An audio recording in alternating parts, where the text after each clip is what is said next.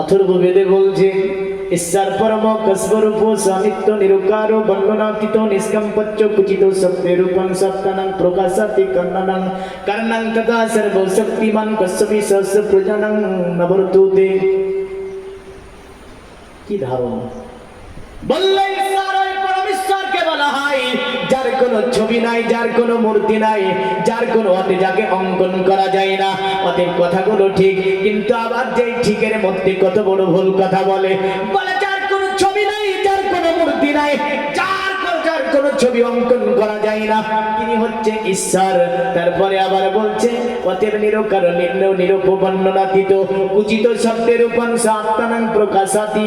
আর ঈশ্বর নাকি কখনো কখনো তিনি আত্মারূপে দুনিয়াতে জন্ম নেয়। নাউজুবিল্লাহ বলেন। হ্যাঁ, কত বড় সত্যি কালাম। ঈশ্বর জন্ম নেই, ঈশ্বর জন্ম নেই না। তাহলে এগুলো আমরা যুবকেরা বলে একটু বলেন, শুনতে ভালো লাগে, তাই এগুলো পড়ে থাকি। কিন্তু কোরআন এমন কি জিনিস জানেন, এগুলো পড়লাম নেকি তো পেলামই না, বুঝলেন? এটা পড়লাম নেকি পেলাম না, কিন্তু রাসূল বলছে এই কিতাবটা সম্পর্কে মান কারা হারফান মিন কিতাবিল্লাহি ফালাহু বিহি হাসানাতুন ওয়াল হাসানাতু বিআশারি আমসালিহা লা আকুলু আলিফ লাম মিম হারফুন আলিফুন হারফুন ওয়া লামুন হারফুন ওয়া মিমুন হারফুন। আল্লাহর নবী বললেন শোনো, পৃথিবীর জমিনাল কোরআন থেকে যারা একটা মাত্র অক্ষর তেলাওয়াত করবে, আমার আল্লাহ পাক একটা অক্ষরের বিনিময়ে উত্তমতম আজরাত তাকে দান করবে। আমার নবীজি বলল শুনে রেখে দাও, অতএব উত্তমতম আজরাত হিসাবে তাকে একটা অক্ষরের বিনিময়ে 10টা নেকি দান করা হবে। জোরে বলেন সুবহানাল্লাহ। নবীজি বললেন উত্তমতম 10টা নেকি তার নামায়ে আমলে দেওয়া হবে। আল্লাহর নবী বললেন লা আকুলু আলিফ লাম মিম হারফুন। আমি নবী তো তোমাদেরকে এটা বলিনি যে আলিফ লাম মিম এটাই হরফ। নবী একটা একটা করে বললেন আলিফুন হারফুন ওয়া লামুন হারফুন ওয়া মিমুন হারফুন। আলিফ হচ্ছে একটা হরফ, লাম হচ্ছে একটা হরফ, আর মিম হচ্ছে একটা হরফ। আলিফে 10 নেকি আল্লাহ তোমাকে দেবে, লামে 10 নেকি তোমাকে আল্লাহ দেবে, আর মিমে 10 নেকি তোমাকে আল্লাহ দেবে। জোরে বলেন সুবহানাল্লাহ। তাহলে আমরা দুনিয়ার জমিনে আল কোরআনকে যদি পড়তে পারি, আল কোরআনকে যদি জানতে পারি, আল কোরআনকে সিনার সঙ্গে যদি ধরিয়ে রাখতে পারি, পৃথিবীর কোনো শক্তি আমাদেরকে আক্রমণ করতে পারবে না। পৃথিবীর কোনো জায়গাতে আমরা অপমানিত হব না, পৃথিবীর কোনো জায়গাতে আমরা লাঞ্ছিত বঞ্চিত হব না, পদদলিত হব না। কিন্তু কোরআন আমার বুকে, কোরআন আমার সিনায়, কোরআন আমার বাড়িতে, আমাদের কাছে কোরআন আছে। আমরা অপমানিত হয়েছি, লাঞ্ছিত বঞ্চিত হয়েছি, অন্য জাতি দ্বারা আমরা প্রচারিত হয়েছি, কিন্তু কোরআন তো ভুল করে না। ভুল করেছি আমরা, ঠিক না? ভুল কোরআন ভুল করে? কোরআন তো ভুল করবে না। ভুল করেছি কারা? আমরা। কারণ আমরা নিতে শিখি নি।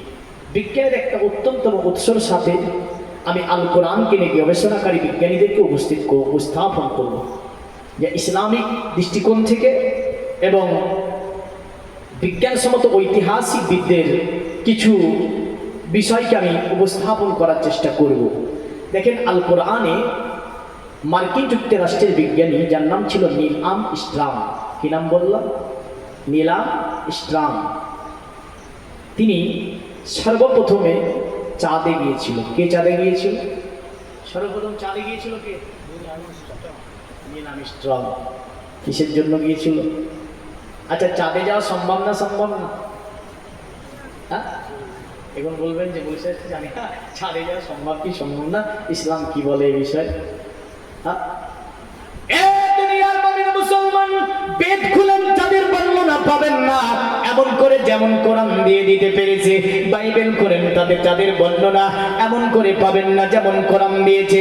এমন করে জানলে বাস্তা খুলেন পাবেন না, ত্রিপিটক খুলেন পাবেন না, গীতা খুলেন পাবেন না, রামায়ণ খুলেন পাবেন না, এমন করে সাহেব খুলেন পাবেন না। কিন্তু আমার আল কোরআনে 114টা সূরার মধ্যে একটা সূরার নামকরণ করা হচ্ছে সূরাতুল কামার। জোরে বলেন সুবহানাল্লাহ। চাঁদের নামে একটা সূরার নামকরণ করলাম আল্লাহ। এই সূরাটা হচ্ছে সূরাতুল কামার। কামারুন মানে হচ্ছে চাঁদ। কারণ আল্লাহ বলছে চাঁদের বর্ণনা দিয়েছি আমি আল্লাহ, তারকানার বর্ণনা দিয়েছি আমি আল্লাহ, 12টি কক্ষপথের বর্ণনা দিয়েছি আমি আল্লাহ। এমন করে আমি আল্লাহ জান্নাত জাহান্নাম থেকে নিয়ে 7 তবক আসমানের উপরের বর্ণনা দিয়েছি আমি আল্লাহ, তার উপরের বর্ণনা দিয়েছি আমি আল্লাহ। এমন করে প্রথম আসমান, দ্বিতীয় আসমান, তৃতীয় আসমান, চতুর্থ, পঞ্চম, ষষ্ঠম, সপ্তম আসমানের বর্ণনা দিয়েছি আমি আল্লাহ। আল কোরআনের মধ্যে শুধু তাই নয়, আমার আল্লাহ বিশ্ববাসীকে বলে দেয়, এ বিশ্ববাসী, তারপরে দুনিয়ার বর্ণনা দিয়েছি আমি আল্লাহ কোরআনে। তারপরে পরে জমিনকে আমি আল্লাহ 7টা তবকাতে ভাগ করে দিয়েছি। আর জমিনের নিচে আমি আল্লাহ সুন্দর করে একটা প্লেটকে বসিয়েছি, যার নাম হচ্ছে আপনার কি তাহাতাস সারা। একটা পাথরের মুক্তিকা প্লেট রয়েছে, বদলেন আমার আল্লাহ বলছে আমি তাহাতাস সারার বর্ণনা আল কোরআনে দিয়েছি। তাহাতাস সারার নিচে কি আছে আল কোরআন বলে দিয়েছে, তার নিচে কি আছে আল কোরআন বর্ণনা দিয়েছে। এক কথাই সমস্ত সৃষ্টির বর্ণনা আমার আল্লাহ পাক আল কোরআনে দিয়ে দিয়েছে। জোরে বলেন সুবহানাল্লাহ। আপনার আজ থেকে আপনার এই সূরা চাঁদকে নিয়ে গবেষণা হয় কতদিন থেকে যদি বলতে যান, আদম নবী থেকে নিয়ে আপনার আজ পর্যন্ত গবেষণা চলছে বিজ্ঞানীদের। তবে সর্বপ্রথম বিজ্ঞানীদের মধ্যে যিনি সর্বপ্রথম চাঁদে যেতে পেরেছিলেন, তারিখটা ছিল 1969 খ্রিস্টাব্দে 20 জুলাই আপনার 10টা বেজে 56 মিনিটে চাঁদের মাটিতে যিনি পা রেখেছিলেন, এই বিজ্ঞানীর নাম ছিল নীল আর্মস্ট্রং। পৃথিবী থেকে তিনি যখন চাঁদের মাটিতে গেলেন, চাঁদের মাটিতে পা রাখার পরে চাঁদকে নিয়ে তিনি গবেষণা করে। তিনি চাঁদে দেখে কোনো আপনার কি নাই, চাঁদের মাটিতে যেন আপনার কোনো উর্বরতার জায়গা নাই, মানে সেখানে কোনো আবাদ করা যাবে না। এমন করে তিনি চাঁদকে নিয়ে গবেষণা করেন। চাঁদে দেখেন যেন কোনো অক্সিজেন নাই। নীল আর্মস্ট্রং তিনি বলে, পৃথিবীর জমিন থেকে আমি চাঁদে সর্বপ্রথম আমি পা রেখেছি, তবে চাঁদে উর্বরতার জায়গা নাই কেন? তিনি গবেষণা করে পেয়েছিলেন চাঁদে কেন অক্সিজেন নাই পেয়েছিলেন। কিন্তু নীল আর্মস্ট্রং তিনি চাঁদকে দর্শন করলেন, দেখলেন চাঁদের যেন এক প্রান্ত থেকে দ্বিতীয় প্রান্ত পর্যন্ত সুন্দর করে বড় করে একটা দাগ টেনে দেওয়া হয়েছে। তিনি ভাবলেন দাগটা কিসের হতে পারে? এই দাগ এমন করে হতে পারে সৃষ্টি থেকে নাকি কেউ দিয়েছে এই দাগে। আর এই বিজ্ঞানী আপনার তিনি কেমন চাঁদের মাটিতে যখন গবেষণা করতেছিলেন, এমন সময় যেন একটা আওয়াজ তিনার কানে যেন ভেসে আসছিল, আল্লাহ হুম্মা সাল্লি আলা সাইয়্যিদিনা মাওলানা মুহাম্মদ ওয়া আলা আলি মাওলানা মুহাম্মদ। এ দুনিয়ার মুমিন মুসলমান, এই বিজ্ঞানী আপনার তিনি ভাবলেন পৃথিবী থেকে আমি চাঁদের মাটিতে এসেছি, কোনো আওয়াজ আসে না, কোনো আওয়াজ তো আসার কথা নয়, কিন্তু আওয়াজটা যেন কিসের আওয়াজ হতে পারে। তিনি খুব মনোযোগ দিলেন সেই আওয়াজের দিকে। ওই আওয়াজটার অন্য কোনো আওয়াজ ছিল না। আওয়াজটা কি ছিল জানেন? আশহাদু আন্না মুহাম্মাদুর রাসূলুল্লাহ।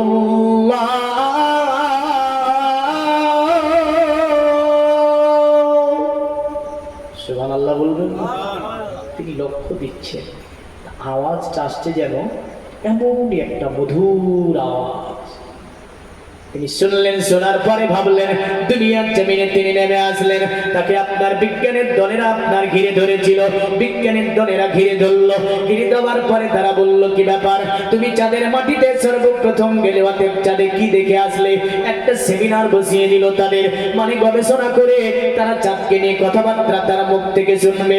চাঁদে তা দেখেছে তা নিয়ে তারা গবেষণা করবে। পৃথিবীর মুমিন মুসলমান তারা আপনার এক জায়গায় বসার পরে তাকে জিজ্ঞাসা করলো, বলো তুমি চাঁদে যা দেখলে সেগুলো বর্ণনা দাও। তিনি বলেছিল, এই পৃথিবীর বিজ্ঞানীরা, আমি চাঁদের মাটিতে যাবার পরে আমি যা দেখেছি তার মধ্যে তাজ্জব করা একটা বিষয় আমার কাছে রয়েছে। তাকে বলল, বলো এমন তাজ্জব করা তোমার কাছে কি বিষয় রয়েছে? তিনি বললেন, পৃথিবীর মানব তোমরা শুনে রেখে দাও, আমি চাঁদের মাটিতে যে বড় করে একটা দাগ দেখে এসেছি। আমি এটা বুঝতে পারি না কে মেরেছে দাগ, কিসের কারণে এই দাগটা হয়েছে। তারা আপনার বিভিন্ন বিজ্ঞানের কিতাব খুললো, বিভিন্ন জ্যোতিষী মনীষীর কিতাব খুললো, কিন্তু চাঁদের যাদের বর্ণনায় এটা আপনার এই গবেষণা ক্লিয়ার করে কেউ দিতে পারলো না। এক করে যত ধর্মীয় গ্রন্থ সবগুলো খুললো, কিন্তু এই বর্ণনা কেউ দিতে সক্ষম হলো না। শেষ পর্যন্ত মুসলমানদের কিতাব আল কোরআনের কাছে আসতে বাধ্য হয়েছিল। জোরে বলবেন না? আর একটু জোরে বলুন সুবহানাল্লাহ। কার কাছে আসতে বাধ্য? মুসলমানদের। সব মুসলমানদের। আর ঘুরে মুসলমানকে মারে। হ্যাঁ, সব মুসলমান। পৃথিবীর মানচিত্র আঁকালোকে সেদিন একটা জায়গায় আমাকে জিজ্ঞাসা করছে, কোরআন পড়ে কি বিজ্ঞান হওয়া যায়? বলতে চাচ্ছে মাদ্রাসায় পড়ে বিজ্ঞান হয় না। তোকে আমি বললাম, বলো তো পৃথিবীর মানচিত্র সর্বপ্রথম কে আঁকিয়েছিল, নামটা বলো। আর বলতে পারে না। আমি বললাম, বলো সর্বপ্রথম এই যে ইংলিশ ভাষার উৎপত্তি কি থেকে বলে? ল্যাটিন থেকে। ল্যাটিনের উৎপত্তি কি থেকে বলো? আর বলতে পারে না।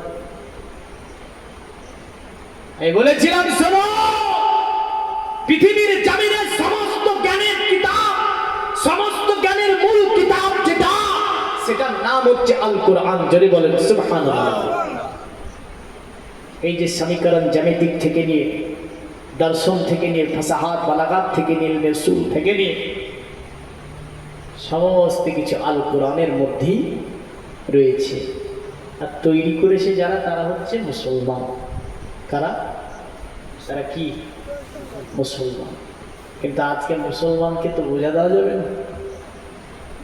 পৃথিবীর সর্বপ্রথম মানচিত্র আঁকলেন যিনি, বাড়ি হচ্ছে তার, আর নাম হচ্ছে মোহাম্মদ আল হাসান। জোরে বলেন সুবহানাল্লাহ। বিশ্ববাসীকে সর্বপ্রথম মানচিত্রের আপনার এই যে কায়দাটা শিখিয়েছিলেন তিনি। পৃথিবী জাবেবাসীকে সর্বপ্রথম সমীকরণ দিলেন যিনি, তিনার নাম হচ্ছে মোহাম্মদ আল জাবির। জ্যামিতিক থেকে নিয়ে সমীকরণ, এমন করে আপনার এই যে অঙ্কের কায়দাগুলি দেখতে পায়, তিনার নাম হচ্ছে মোহাম্মদ আল জাবির। জোরে বলবেন না সুবহানাল্লাহ। কিন্তু আমাদের ছেলেরা জানে আল জাবরা। কি জানে? কি নাম জানে? এল জেবরা। এল জেবরা কোনো নামই না, ডিকশনারি খুলে দেখবেন এল জেবরাটা নামই নয়। হ্যাঁ, তিনাকে দেখে জেনে নেবেন রে। হ্যাঁ, সবই তো মুসলমান করেছে, জেনে ফেলবে তো কি করা যাবে? বলে এটা কাজ কর। বলে কি করতে হবে? নামটাকে একটু ঘুরিয়ে দে। কি কর? বলে মোহাম্মদ আল জাবিরকে জেবরা করে। যেই পড়ুক না কেন, কেউ জাতের বুঝতে পারবে না, কিন্তু মোহাম্মদ আল জাবির লিখে রাখলে তো যেই পড়বে বুঝে নেবে আমাদের মুসলমান, এ তো মুসলমান, বুঝে নেবে। তো উল্টিয়ে দিয়েছে নামগুলো, বুঝলে? তো সমস্ত কিছু পেয়েছে কোথায়? বলেন কোথায়? সমস্ত কিছু পেয়েছে আল কোরআন। এবার আমি আসি, তারা গবেষণা করতেছিল আল কোরআনের প্রথম আপনার পৃষ্ঠা থেকে তারা এক করে দেখতে লাগলো। সূরাতুল কামারে যখন চলে গেল, আমার আল্লাহ বলছে, শুনে রেখে দাও, আমি আল্লাহ পাক চাঁদকে দ্বিখণ্ডিত বানিয়ে দিয়েছি। বলে কি কারণে বানানো হয়েছে? বলে আমার নবী ইশারা মেরেছে দুনিয়া থেকে, আর আমি আল্লাহ চাঁদকে দ্বিখণ্ডিত বানিয়েছি। জোরে বলেন। কে ইশারা মেরেছিল? কারণ আজ থেকে 1500 বছর আগে মোহাম্মদকে তারা বলল, আব্দুল্লাহর ছেলে মোহাম্মদ, তুমি যে নবী, তার প্রমাণ কি আছে তোমার কাছে? আমার নবী বলেছিল, শোনো, অতএব তোমরা প্রমাণটা কি নেবে বলো। তারা বলল, মোহাম্মদ, আমরা যা চাইবো তোমরা কি, তুমি কি দিতে পারবে? আল্লাহর নবী বলল, হ্যাঁ দিতে পারবো। বলো তোমরা কি চাইবে? আল্লাহর নবীকে তারা অনেকগুলি প্রমাণ চেয়েছিল। কখনো বলল, মোহাম্মদ, তুমি যদি নবী হও, তাহলে ওই যে পাথরটাকে যদি তুমি পানি দিয়ে ভাসাতে পারো, তোমাকে নবী মেনে নেব। আল্লাহর নবী আমার ইশারা করলো, পাথর ভেসে এসে গেল। তারা বলল, মোহাম্মদ একটা বড় জাদুকর, কারণ পাথরের ওপর মোহাম্মদ জাদু করেছে। নবীজিকে বলল, মোহাম্মদ, তুমি যদি গাছকে এক জায়গা থেকে দ্বিতীয় জায়গায় নিয়ে যেতে পারো, তোমাকে নবী মেনে নেব। আল্লাহর নবী বলল, মানবি তো? বলে হ্যাঁ মানব। নবীজি ইশারা মানলো, চাঁদ আপনার গাছ এক জায়গা ছেড়ে দ্বিতীয় জায়গায় চলে গেল। তারা বলল, মোহাম্মদ জাদু করেছে গাছের ওপরে। তারা বলল, মোহাম্মদ কেমন একটা একটা কাজ দেব, কারণ দুনিয়াতে পাথরে জাদু চলতে পারে, গাছের উপর জাদু চলতে পারে, কিন্তু মোহাম্মদ আসমানের চাঁদে জাদু চালাতে পারবে না, কারণ তাদের এটা জানা যে আসমানের চাঁদে জাদু করা যায় না। জাদু আপনার অত দূর যেতে সক্ষম হবে না, জাদুর শক্তি, মন্ত্রের শক্তি অত নাই যে একদম আসমানের চাঁদে যাবার পরে জাদু করবে। তারা নবীজিকে বলল, এই মোহাম্মদ, তুমি যদি নবী হও তাহলে তোমাকে একটা কাজ করতে হবে। নবীজি বলল, বল কি কাজ করতে হবে? বলে, আসমানে যে 14 তারিখের চাঁদটা উঠবে, ওই চাঁদটাকে 2 ভাগ করে তোমাকে দেখাতে হবে। যদি তুমি 2 ভাগ করে দেখাতে পারো তাহলে তোমাকে নবী মেনে নেব। আল্লাহ নবী বলেছিল, আরবের মানুষেরা, আমি নবীজি পড়বে অনেকগুলো মুজিজা নবী রূপে প্রমাণ করার জন্য আমি আল্লাহ নবী দেখিয়েছি, কিন্তু আজকে তোমরা বলছো আসমানের চাঁদকে দ্বিখণ্ডিত বানাতে হবে। এই আরবের বেঈমানেরা, আমি নবী যদি তোমাদেরকে আসমানের চাঁদকে দ্বিখণ্ডিত বানিয়ে দেখাতে পারি, তোমরা কি আমাকে নবী মানবে? তারা বলল, হ্যাঁ নবী মানব। বলে, একাত্মবাদের উপরে কি স্বীকার করবে? বলে, হ্যাঁ স্বীকার করব। বুতপ্রস্তির পূজা ছেড়ে দেবে? বলে, হ্যাঁ বুতপ্রস্তির পূজা ছেড়ে দেব। আর যদি তুমি নবী অতএব আসমানের চাঁদকে দ্বিখণ্ডিত করতে না পারো, বলো তুমি কি হবে?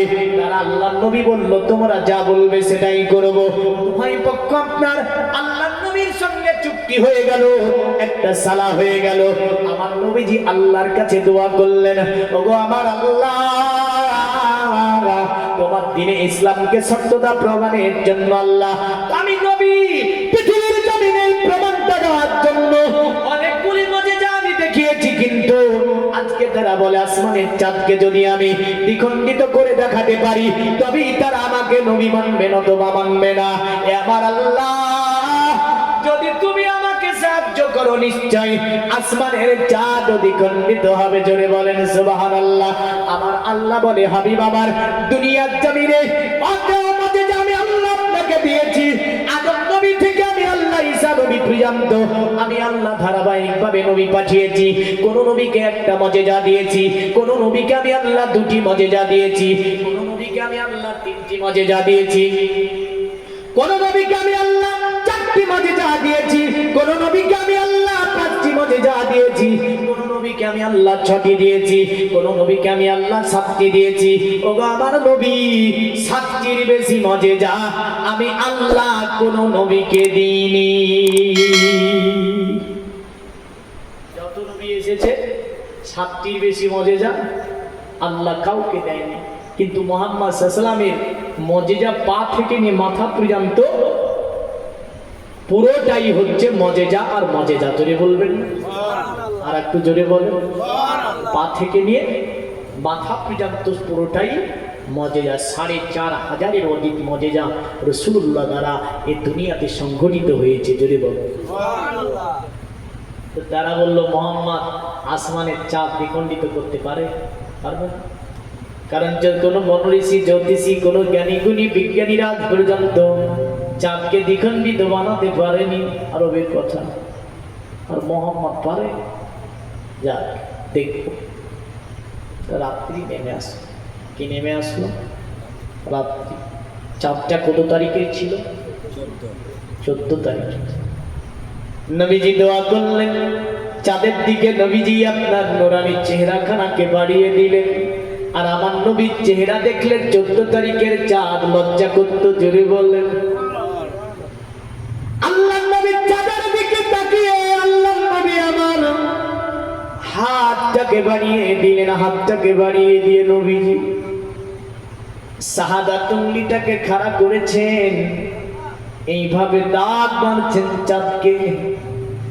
আমার আল্লাহর ইশারা, চাঁদ দ্বিখণ্ডিত হয়ে 2 দিকে চলে গেল। দুনিয়ার জমিনে আমার আল্লাহ বলে, হাবিব, এত বড় মুজিজা কোন নবী দ্বারা হয়নি, আপনি দ্বারা হয়েছে। যেহেতু আমি আল্লাহ এটা শুধু আরবে সীমাবদ্ধ রাখবো না, পৃথিবীর সব কান্ট্রি থেকে এই চাঁদ দ্বিখণ্ডিত করার ঘটনাকে আমি আল্লাহ পাক দেখিয়ে দেব। আরো জোরে বলা যাবে না? আরে আকাশে তারা জ্বলছে সারা, তোমার ইশারা চাঁদে পারা পারা।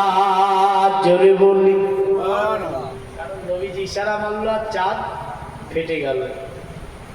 আরে আকাশে তারা জ্বলছে সারা, তোমার ইশারা চাঁদে পারা পারা করে হীরা, কোরআনে পারা প্রতিটি সূরা তোমারই তরে, জমিন আসমান তোমারই তরে, হলো দু জাহান তোমারই তরে, তেগে মধ্যে জান তোমারই তরে, ও নবী মহান তোমারই তরে।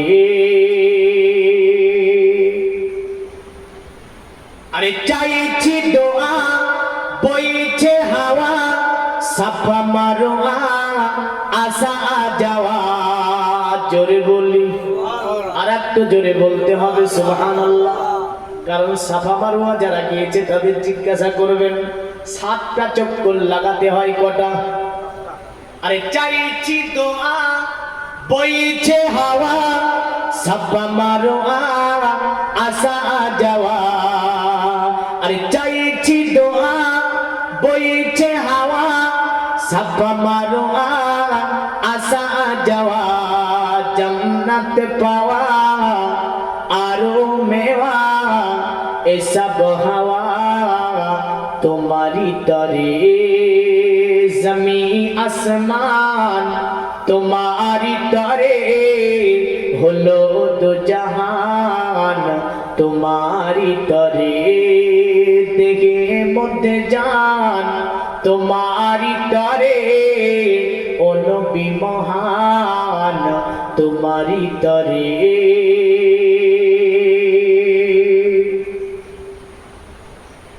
আরে আরে সে মেরাজ তুমি জানো রাজ, সাফাতে তাজ এসব তোমারই যে কাজ, জোরে বলুন। আরে আরে সে মেরাজ তুমি জানো রাজ, সাফাতে তাজ এসব তোমারই যে কাজ, রেখে না নওয়াজ এ বান্দা নওয়াজ, মুমিনে আওয়াজ তোমারই তরে, জমিন আসমান তোমারই তরে, হলো দু জাহান তোমারই তরে। আল্লাহুম্মা সাইয়্যিদিনা মাওলানা মুহাম্মদ ওয়া আলা আলি সাইয়্যিদিনা মাওলানা মুহাম্মদ। পৃথিবীর মুমিন মুসলমান, আল্লাহ বলছে হাবিব এই ঘটনাটাকে আমি আল্লাহ পাক পৃথিবীর সব প্রান্ত থেকে দেখাবো। আচ্ছা বলেন, আজ থেকে 1500 বছর আগে এই ভারত থেকে চাঁদ দ্বিখণ্ডিত হওয়ার ঘটনা কে সর্বপ্রথমে দেখেছিল?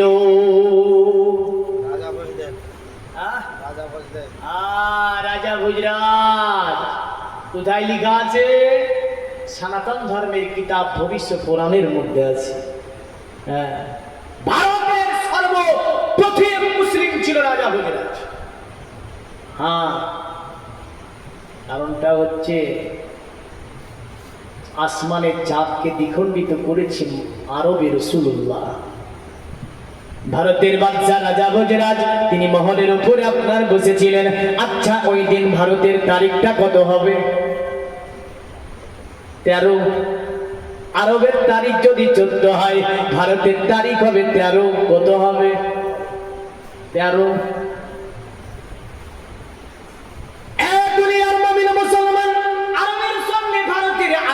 আড়াই ঘন্টা ডিফারেন্স মোটামুটি রয়েছে। এখনো হয়তো ওখানকার মানুষ এক্ষুনি হয়তো আপনার মাগরিবের নামাজ পড়লো বা হয়তো মাগরিব পড়ে বেরালো। আমাদের সঙ্গে আড়াই ঘন্টা ডিফারেন্স রয়েছে। জোরে বলেন সুবহানাল্লাহ। আমাদের দিকে কিছু যুবক বলছে আরবের সাথে করবো ঈদ। বলেন কি বলেন? হাই প্রশ্ন করে আমাকে তো করেছে, বলে বলি স্যার চাঁদ একটা, কিন্তু ঈদ কেন দিনে দিনে হয়? কেন কি করতে হবে? তাহলে আরব যেদিন করে সেদিন করবো, তাহলে শুধু ঈদ করলে তো হবে না, আর গুলো তো আরবের যে সাবি করা দরকার আছে। হ্যাঁ, শুধু ঈদটা কেন করবে? করতে হলে সবগুলাই করতে হবে না, হবে না? আচ্ছা, আরবের সাথে যদি কেউ কোনো ব্যক্তি নমাজ পড়ে, নমাজ হবে? আপনি বলবেন কেন হবে না? হ্যাঁ, আমি বলবো হবে না। বলে কেন? আচ্ছা, আরব যখন আসরের নামাজ পড়বে তখন আপনাকে কোন নামাজ পড়তে হবে? এখানে মাগরিবের পড়তে হবে। আরব পড়বে আসরের, আর আপনি পড়বেন মাগরিবের। তাহলে বলেন, আপনি যদি আরবের সঙ্গে আসরের পড়তে যান, মাগরিবের সময় জামাত করে আসরের নামাজ হবে? হ্যাঁ, আরব যখন মাগরিব পড়বে তখন তো আপনি এশা পার হয়ে যাবে আপনার, ওই টাইমে মাগরিব হবে? হবে না। আরব যখন ফজরের জামাত করবে তখন যদি বলি আমরাও জামাত করব ফজরের আরবের সাথে, তাহলে আরবের সাথে জামাত করে জামাত হবে? হবে না। আরব যখন সেহরি খাবে তখন যদি আমরা সেহরি খাই, রোজা হবে? হ্যাঁ, আমাদের দিকে বেলা তো হবে কটা? 8টা 9টা বেজে যাবে। 8টা 9টা বেজে গেলে তো সেহরি খাওয়া হবে না। আরব যখন ইফতার করবে তখন তো আমরা তারাবি করবো। হ্যাঁ, তাহলে তারাবির সময় ইফতারির তো সময় না, তো ইফতারি চলে গিয়েছে আপনার। বুঝা গেল? আরবের সঙ্গে সমস্ত ইবাদত মিলিয়ে করার প্রয়োজন নাই। চাঁদ সূরজ একটা, কিন্তু এখনো এমন জায়গা আছে যেখানে সূরজ উঠলো, কি হলো? আমাদের এখানে ডুবলো আর ওখানে উঠলো। এমনও জায়গা আছে যেখানে রাত্রি ভোর রাত্রি হলো। হ্যাঁ, পৃথিবীর বিভিন্ন কান্ট্রি একটি সূরজ, একটি চাঁদ, এক এক সময় এক এক রকম টাইমে এক একটা জায়গাতে আমার আল্লাহ দেখা উদিত করে থাকেন, আর ওই দিক থেকেই সময় নির্ধারণ করা হয়। জোরে বলেন সুবহানাল্লাহ। নামাজের জন্য সময় নির্ধারণ করেছে কে? আল্লাহ। কোরআনে আছে, আসসালাতু আলাল মুমিনিন, অতএব মুমিনদের জন্য আমি আল্লাহ পাক নামাজ দিয়েছি যে, আর এই নামাজ আমি আল্লাহ এই মুমিনদের জন্য কি করেছি? নির্দিষ্ট টাইমে ফরজ করেছি। জোরে বলেন সুবহানাল্লাহ। আমার আল্লাহ বলছেন নির্দিষ্ট সময় আমি আল্লাহ মুমিনদের উপরে নামাজকে ফরজ করেছি। এই নির্দিষ্ট সময়কে পার করে মুমিন যদি নামাজ পড়তে যায়, তাহলে নামাজ আমি আল্লাহ কবুল করব না, নাকি করবে? এখন যদি কোনো বান্দা বলে ফজরে আমি চালা পাই না, আমি এখন এশার রাতে ফজরের নামাজটাকে পড়ে নিয়ে বিছানায় শুবো, বলেন তো ওই ফজরের নামাজ এখনো হবে? হবে?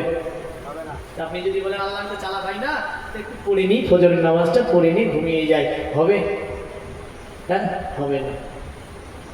আমার আল্লাহ বলছে বান্দা নামাজের জন্য নির্দিষ্ট সময় দিয়েছি আমি আল্লাহ, ওই সময় তোমার নামাজ পড়তে হবে। তো পৃথিবীর জমিনে, হিন্দুস্তানের জমিনে রাত্রি অন্ধকারের মধ্যে রাজা ভোজরাজ বসে আছে কোথায়? মহলের ওপরে। হঠাৎ করে যেন দেখছে আসমানের চাঁদটা দুই ভাগে ভাগ হয়ে দুই দিকে আপনার চলে যাচ্ছে।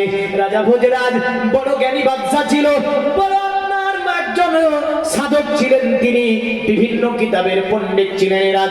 রাজাটা কোথাকার রাজা ছিল জানেন? এই রাজা ছিল যুক্ত প্রদেশের। জোরে বলেন সুবহানাল্লাহ। যুক্ত প্রদেশের বর্তমান নাম হচ্ছে উত্তর প্রদেশ, যেটা যোগীর রাজ্য আপনার। এই যোগীর রাজ্যে সর্বপ্রথম ইসলামের কলেমা পড়েছিল যে বাদশাহ, তার নাম ছিল রাজা ভোজরাজ। আর এই যোগী বলছে এখন বিভিন্ন ভাবে মুসলমানের উপর অত্যাচারমূলক কথা, অত্যাচারমূলক আইন এনেছে আপনার উত্তর প্রদেশে। এর নাম ব্রিটিশ শাসিত কালে এই জায়গাটার নাম ছিল যুক্ত প্রদেশ। এই যুক্ত প্রদেশ উত্তর প্রদেশের মধ্যে বালিয়া বলে একটা জেলা আছে। এই জেলার বাদশা ছিল আপনার বাদশা ভোজরাজ। এই বাদশা ভোজরাজ রাত্রিতে চাঁদ ভাগ দেখার পরে ফেটে গিয়েছে দেখতে পেয়ে, দুটি খণ্ড দেখতে পেয়ে রাজা আপনার মহল থেকে নেমে এসে বলছে, আমি রাজা তোদেরকে বেতন দিয়েছি, আমি রাজা তোদেরকে ঘরে রেখেছি, এমন করে তোদেরকে যথেষ্ট আমি টাকা দিই, আমি আজকে তোদেরকে একটা তাবির করতে বলবো। তারা বলল, মহান বাদশা আপনি বলুন এমন কি তাবির করতে হবে? রাজা বলল, শুনে রেখে দে, আসমানের ওপরে যে চাঁদটা জ্বলছে 14 তারিখের চাঁদ, এই চাঁদটাকে আমি রাজা নিজ চোখে দেখেছি, যেন চাঁদ চাঁদটা ফেটে দুই দিকে চলে গিয়েছে। আমি এটা বুঝতে পারিনি পৃথিবী থেকে চাঁদ অতএব আসমানের চাঁদ কি করে ভাঙতে পারে, আসমানের চাঁদ কি করে ভাঙতে পারে, এটা এমন কি দেখলাম আমি রাজা। বলে বাদশা আপনি ভুল দেখেননি তো? বলে না আমি ভুল দেখিনি, আমি ডাইরেক্ট দেখেছি আসমানের চাঁদ দ্বিখণ্ডিত হতে। তারা বলল ঠিক আছে আমরা গণনা করি, আমরা একটু গণনা করে দেখি। তারা আপনার গণনা শুরু করলো, বিভিন্ন ভাবে তারা গণনা করে বলল এই মহান বাদশা গণনা থেকে আমরা যেটা বুঝতে পারছি সম্বল নামে শহরে এমন একটা মানবের আবির্ভাব ঘটেছে, যিনি আসার পরে তিনি ইসলামকে প্রমাণ করতে গিয়ে তিনি একটি ধর্মকে প্রচার করছে, ওই ধর্মকে প্রমাণ করতে গিয়ে তিনি আজকে আসমানের চাঁদকে দ্বিখণ্ডিত বানিয়েছে। কি প্রমাণ করতে গিয়ে? আল্লাহর দ্বীন, আল্লাহর একাত্মবাদ, লা ইলাহা, যদি বলেন লা ইলাহা ইল্লাল্লাহ, আমরা বলি লা ইলাহা ইল্লাল্লাহ। আল্লাহ বলে নাট বোল্ট কিছুই নাই রে তোর মুখে, বলে না গো, অনেকে বলে না। হ্যাঁ, আপনাদের এদিককার মানুষ, হুগলির মানুষ ঠিক বলে, আর মুর্শিদাবাদে প্রচুর ভুল বলে, বুঝলেন? হ্যাঁ, আরো কি বলে? আলহামদুলিল্লাহ, কি বলে? আলহামদুলিল্লাহ, কিচ্ছু নেই। সুবহানাল্লাহ, সুবহানাল্লাহ ভ বলে কোনো শব্দ নাই, শব্দটা হচ্ছে সুবহানাল্লাহ। আলহামদুলিল্লাহ, কি বলবেন?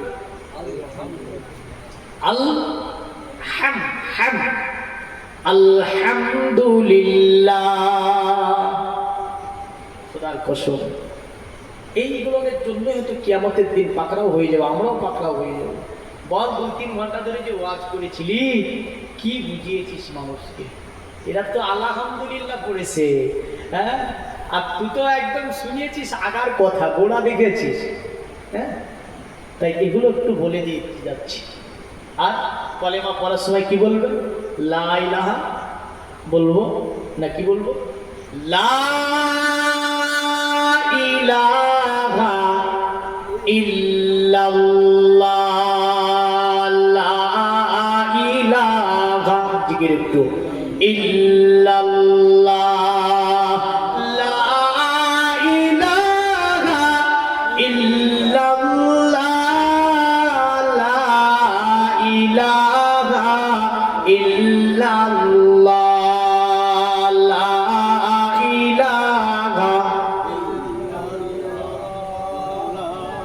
এ দুনিয়ার মুমিন মুসলমান, আমরা অনেক কলিমা বিরতি না, কিন্তু আমরা কলিমা পড়তে জানি না, ঠিক না? বল, অনেক আছে না নাই? আমরা বলি নবীর দিওয়ানা, আমরা কলেমা পড়তে জানি না। বলি আমরা নবীর দিওয়ানা, নামাজ পড়তে যাব না। আমরা নবীর দিওয়ানা, অতএব কোরআন পড়া শিখবো না। আমরা নবীর দিওয়ানা, হারাম খাওয়া বন্ধ হবে না। আমরা নবীর দিওয়ানা, সুদ খাওয়া বন্ধ করব না। আমরা নবীর দিওয়ানা, যৌতুক নেওয়া ছাড়বো না। আমরা নবীর দিওয়ানা, একে অপরের মাল হরণ করা বন্ধ করব না। আমরা নবীর দিওয়ানা, অন্যকে গালি দেওয়া বন্ধ হবে না। এরা নবীর দিওয়ানা হবে? হ্যাঁ, এরা কিন্তু নবীর দিওয়ানা হবে না। যারা বলে আমরা নবীর দিওয়ানা, কলেমা জিকির আমরা ছাড়বো না, জোরে বলেন সুবহান। হ্যাঁ, যারা বলে আমরা নবীর দিওয়ানা, কলেমার জিকির ছাড়বো না। যারা বলে আমরা নবীর দিওয়ানা, কোরআন পড়া বন্ধ করব না, আমরা নবীর দিওয়ানা, নামাজ কবু ছাড়বো না। ইনশাআল্লাহ বলেন, নামাজ ছাড়বেন? হ্যাঁ, খবরদার না। আমার জিনাত জাগ দেবে, যত কাজই থাক সব কাজ ফেলে দিয়ে আপনাকে কোথায় যেতে হবে? নামাজে চলে যেতে হবে। সফর করেন, যাই করেন, যত কষ্টের মধ্যে থাকেন, যত কাজের মধ্যে থাকেন, নামাজ ছাড়া কোনো পরিত্রাণ নাই।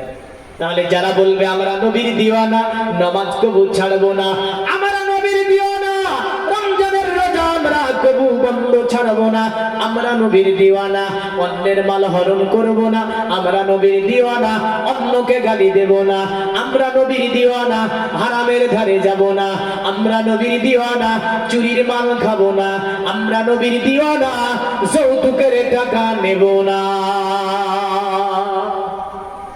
বলা যাবে না? আরো জোরে বলুন ইনশাআল্লাহ, জোরে বলুন ইনশাআল্লাহ।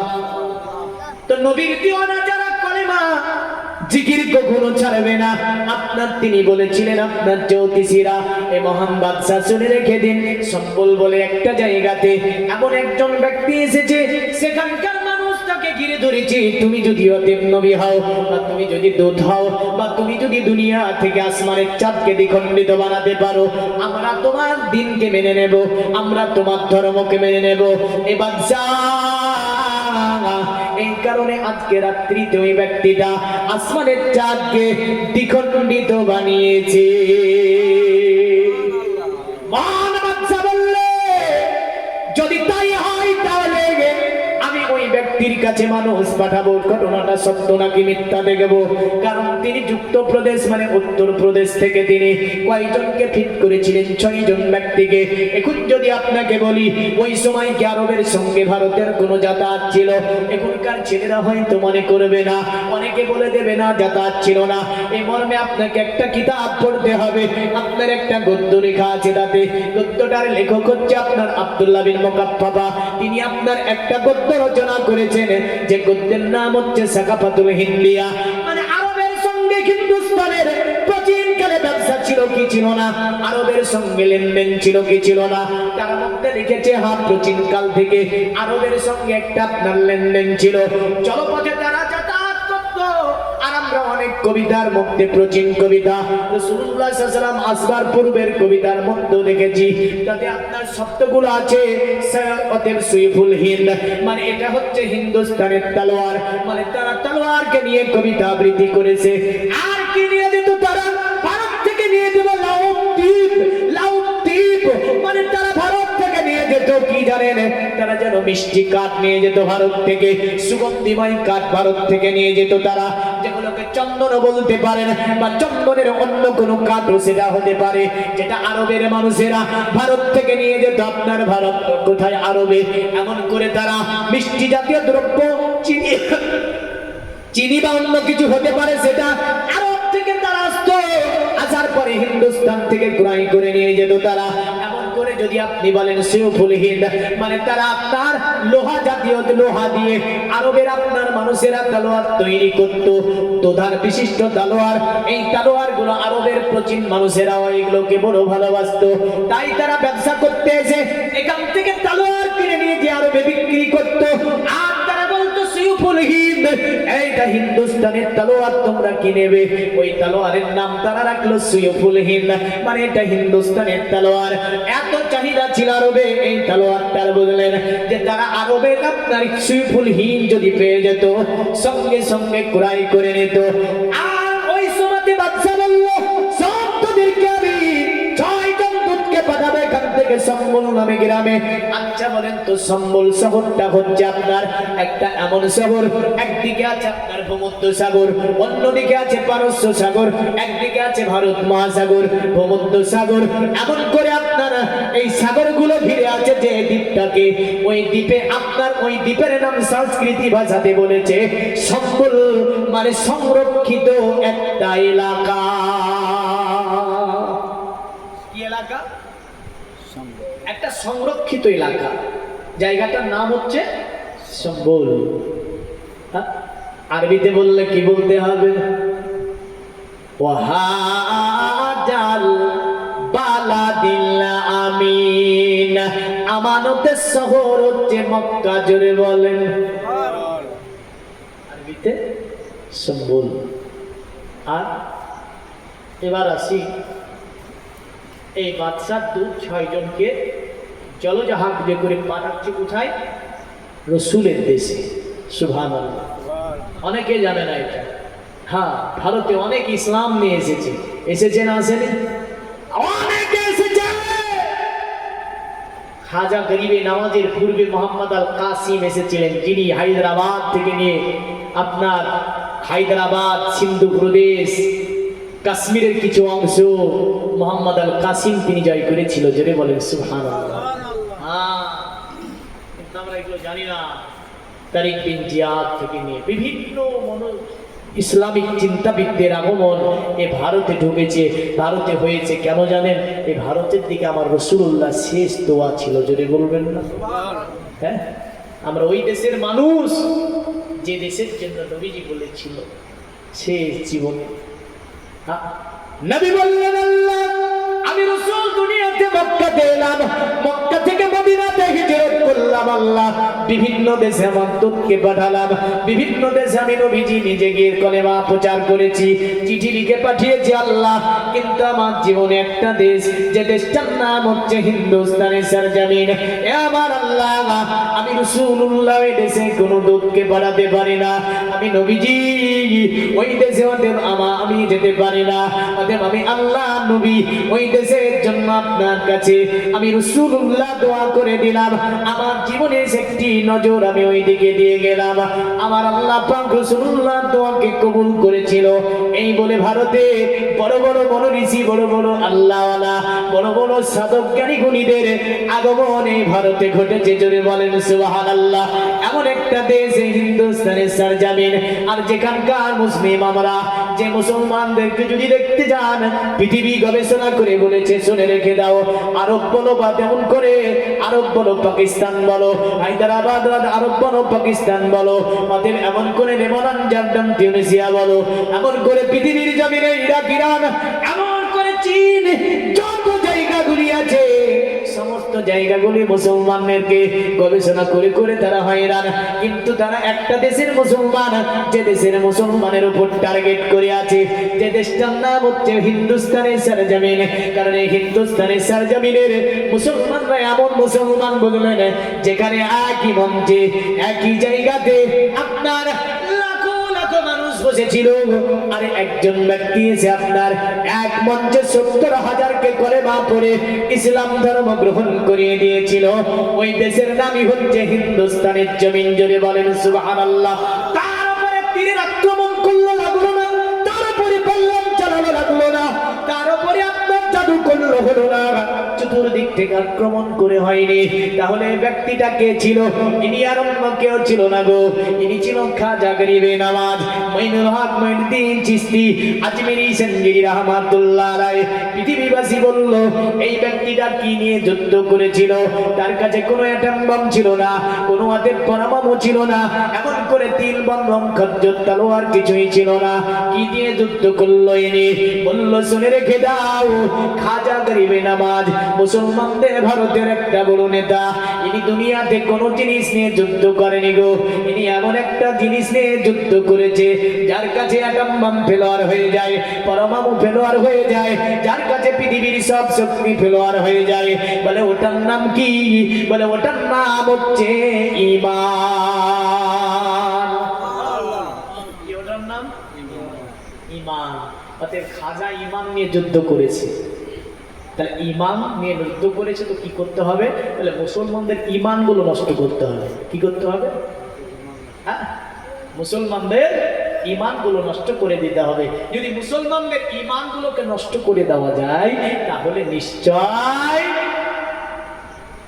এরা ধ্বংসের মুখে চলে যাবে। আর যদি এদের ঈমানকে নষ্ট করার পূর্বে এদের সঙ্গে যুদ্ধ করা যায়, জয়লাভ করা যাবে যাবে যাবে। এমন একটা জামানা, এমন একটা যুগ, এমন একটা সময় এসেছিল, আমাদের মধ্যে হারাম হালাল দেখা দেখি আর নাই, না আছে গো বাবা? আছে? হারাম হালাল জড়িয়ে পাল্টে আমাদের মধ্যে চলছে। আর ঘুরে ফিরে বলছি, মৌলবীরা দোয়া করে না, মৌলবীদের দোয়া হয় না। আরে মৌলবীকেও খাওয়াচ্ছে হারাম, ঠিক না? মৌলবীরা তো খাবে বাড়ি বাড়ি, তো কি খাবে? হারাম হালাল যা খাবে ও খাবো। হ্যাঁ, তো দোয়া কবুল হবে? হবে না। একটু খাবে। নবীজি বললেন, তোমরা দুটি জিনিসের আমাকে গ্যারান্টি দাও, আমি তোমাদেরকে জান্নাতের গ্যারান্টি দেব। জোরে বলেন। যেমন করে আপনার বলেছিল, তুমি আমাদেরকে রক্ত দাও, আমি তোমাদের স্বাধীনতা দেব। কার কথা? নেতাজি বলেছিল তুমি আমাকে রক্ত দাও, আমি তোমাদেরকে স্বাধীনতা দেব। আর আমার নবীজি আজ থেকে 1500 বছর আগে বলেছেন তুমি আমাকে দুটি জিনিসের গ্যারান্টি দাও, আমি তোমাদেরকে কি দেব? জান্নাতের গ্যারান্টি দেব। জোরে বলেন সুবহানাল্লাহ। সাহাবারা বললেন ইয়া রাসূলুল্লাহ দুটি জিনিস কি একটুখানি আপনি আমাদেরকে বলবেন? নবী বললেন এক হচ্ছে জবানের গ্যারান্টি দাও, তোমরা জবানে মিথ্যা বলবে না, হারাম খাবে না, জবানের হেফাজত করবে, এই গ্যারান্টিটা তোমরা দাও। আর একটা গ্যারান্টি তোমরা লজ্জাস্থানের গ্যারান্টি দাও, যদি তোমাদের লজ্জাস্থানগুলোকে হেফাজত করতে পারো, এই দুটি জিনিসের যদি তোমরা গ্যারান্টি আমাকে দিতে পারো, আমি নবী তোমাদেরকে জান্নাতের গ্যারান্টি দিতে পারবো। যদি বলা যাবে না? তো নবী বললেন দুটি জিনিসের গ্যারান্টি দেয়, এক হচ্ছে জবান, এক হচ্ছে কি? লজ্জাস্থান। এই মর্মে পবিত্র কোরআন সূরা মুমিন আল্লাহ বলেছে। সূরা মুমিনের মধ্যে আল্লাহ রাব্বুল আলামিন তিনি বলছেন যে ওই সমস্ত ব্যক্তি তারা সফলকামী হবে। কোন ব্যক্তিরা? যে ব্যক্তিরা কি করবে? আল্লাযীনা হুম ফী সালাতিহিম খাশিউন। আল্লাহ বললেন যারা নামাজের মধ্যে নম্রতা ভদ্রতা রাখবে, নামাজের মধ্যে মনোযোগী হবে, নামাজের মধ্যে আন্তরিকতা রাখবে। অতঃপর আমার আল্লাহ বললেন আল্লাযীনা আনিল লাগবি মুরিদুন। আর যারা অনর্থক কথাবার্তার দিকে কর্ণপাত করবে না। জোরে বলেন সুবহানাল্লাহ। মানে জবানের হেফাজত করবে, কানেরও হেফাজত করবে, অনর্থক কথাবার্তা বলবে না। অতঃপর আমার আল্লাহ বলল অতঃপর যারা কি করবে? অতঃপর যারা যত আপনার যাকাত আদা করবে। অতঃপর আমার আল্লাহ বলেছে আল্লাযীনা লিফুরুজিহিম হাফিজুন। আর যারা নিজের লজ্জাস্থানগুলোকে আপনার হেফাজত করবে, আমি আল্লাহ বললাম তারা জান্নাতি হবে, তাদেরকে আমি আল্লাহ পাক জান্নাত দান করে দেব। আল্লাহুম্মা সাল্লি আলা সাইয়্যিদিনা মাওলানা মুহাম্মদ ওয়া আলা আলিহি সাইয়্যিদিনা মাওলানা মুহাম্মদ। এ দুনিয়ার মুমিন মুসলমান, তো যেটা বলতেছিলাম আল্লাহ নবী বললেন দুটি জিনিসের তোমরা আমাকে গ্যারান্টি দাও, আমি তোমাদেরকে জান্নাতের গ্যারান্টি দেব। দুটি জিনিসের অবশ্যই আমরা হেফাজত করব, মিথ্যা কথা বলবো না, চুরির মাল ভক্ষণ করব না, এই জবানে আমানতের খেয়ানত করব না, কথা দিয়ে কথা রাখবো। যা বলবেন আপনি ওই জবানের যদি কথা রাখতে পারেন, ওই জবানের দোয়া আল্লাহ কবুল করবে। ওই জবানের ফুঁক দিলে জিন ছুটে যাবে। ওই জবানের ফুঁক যদি কোনো সাপে কাটা রোগীর উপরে পড়ে বিষ পানি করে দেবে আমার আল্লাহ। ওই জবানের থুক যদি কোনো সাপে কাটা জায়গায় লেখে দেওয়া হয়, বিষকে দাঁড় করিয়ে দেবে। যে জবানে হারাম খাবে না, জবান দ্বারা মিথ্যা কথা বলবে না, জবানের হেফাজত করবে। আল্লাহ নবী এই কারণে বারবার বলেছেন তোমাদের জবানগুলোকে হেফাজত করবে। আসি এবার আসল জায়গাতে। জয়গণ থেকে বাচ্চা পাঠিয়ে দিল, আপনার জলপথে তারা চলতে লাগলো। চলতে চলতে চলতে চলতে চলতে চলতে যাবার পরে একদিন তারা আমার নবীর দেশে যাবার পরে পৌঁছে গেল।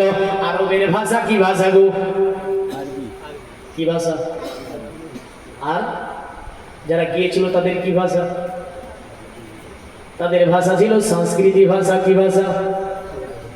সংস্কৃতি ভাষা। সংস্কৃতি ভাষার সঙ্গে আরবি ভাষার কোনো মেল আছে? মেল নাই।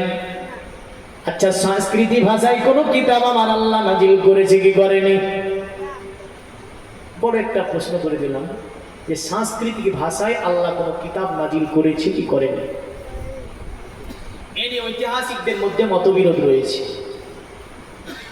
যদিও বলেছে না ঈসা নবীর উপরে যে সহিফা নাজিল, নূহ নবীর উপরে যে সহিফা নাজিল হয়েছিল, কিছু সংখ্যক ঐতিহাসিক বলছেন যার মধ্যে একখানা সহিফা যারা ভাষা ছিল সংস্কৃতি। আবার কিছু ঐতিহাসিক বলছে না, ঐতিহাসিক মনোঋষি জ্যোতিষীদের একটা ভাষা। কিন্তু আবারও যদি এই লাইনে আপনি আসেন, আদম নবী কটা ভাষা জানতো জানেন? জানেন না? তাফসিরে কাসিরের মধ্যে লিখছে আদম নবী 6 লক্ষ ভাষা জানতো। যদি বলবেন না কত লক্ষ ভাষা? এখন গোটা পৃথিবীতে কয় লক্ষ ভাষা আছে জানেন আপনি? জানেন না। 3000-এর অধিক কিছু ভাষা। কয় হাজার? 3000-এর অধিক কিছু ভাষা। আচ্ছা, কটা ভাষাতে মানুষ বেশি কথা বলে বলতে পারবেন? 300 থেকে 400 ভাষা বেশি দুনিয়াতে ব্যবহৃত হয়ে থাকে। তার মধ্যে এমনও কিছু ভাষা যা বইয়ে খুঁজে পাওয়া যায় না। হ্যাঁ, পাওয়া যাবে। কালিয়াচক মালদার দিকে গিয়েছেন, খুট্টা ভাষা বুঝেন? হ্যাঁ, এই খুট্টা ভাষা বইয়ে খুঁজে পাবেন না। আমি ওদিকে যাই খুব, কালিয়াচক, মালদা, দিনাজপুর, কোচবিহার, জলপাইগুড়ি। তো ওরা যখন কথা বলে একে অপরে বললে আমি বুঝতে পারি না কি বলছে ওরা। আমার সঙ্গে যখন বলে আমার তখন ঠিক আছে বলবেন।